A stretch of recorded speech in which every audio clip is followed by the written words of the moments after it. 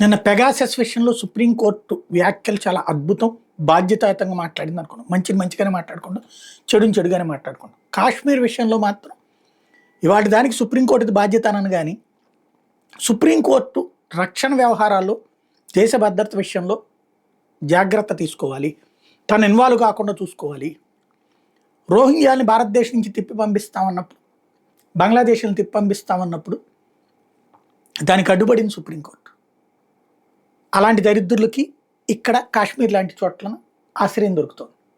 ఇది నెంబర్ 1. ఇది దేశ భద్రతకు ముప్పే కదా. నెంబర్ 2 వచ్చాడు అదేమంటే చట్టబద్ధంగా చెయ్యాలంటది. చట్టబద్ధంగానే చేస్తారు వాళ్ళు. చట్టబద్ధంగా వచ్చారు దేశంలోకి, తప్పుడు మార్గంలో వచ్చినోడు తప్పుడు మార్గంలోనే పంపించాలి. అది ప్రభుత్వానికి వదిలేయాలి ఆ పని. ఎందుకంటే ఈ ప్రభుత్వాలు ఇక్కడ ఈ దేశంలో చిత్ర విచిత్ర పరిస్థితుల్లో ఉంటాయి కాబట్టి. నెంబర్ 1. నెంబర్ 2 వచ్చేటప్పటికి కాశ్మీర్లో ఎన్నికలు జరపమని చెప్పేసి ఒత్తిడి తెచ్చింది సుప్రీంకోర్టు. ఎన్నికలు జరిగినాయి, ఇప్పుడు ప్రభుత్వం అక్కడే ఉంది. మరి జరిగిన దానికి ప్రభుత్వానికి బాధ్యత, అలా అర్జెంటుగా ఎన్నికలు జరపమని చెప్పినటువంటి సుప్రీంకోర్టుది బాధ్యత. అక్కడ జరిగిన దానికి సుప్రీంకోర్టుది ఎట్లా బాధ్యత అంటారు. కానీ అక్కడ ప్రభుత్వంలో ఉండేటటువంటి వాళ్ళు ఉగ్రవాదులతో లింక్ అయ్యి ఉన్నోళ్ళని కదా, వాళ్ళే గెలుస్తారనే కదా అక్కడ ఆగింది. కానీ అక్కడ సుప్రీంకోర్టు ఇన్వాల్వ్ అయింది.